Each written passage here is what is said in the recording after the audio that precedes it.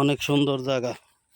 এই যে গ্রামের পিঠা বানাইছে, শিরিষ পিঠা আমরাও বানাই। ও ও লাউ, স্বাদের লাউ। এটি বেচবো না?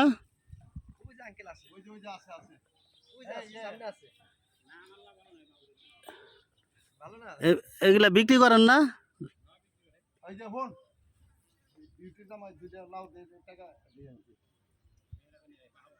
কি সুন্দর লাউ।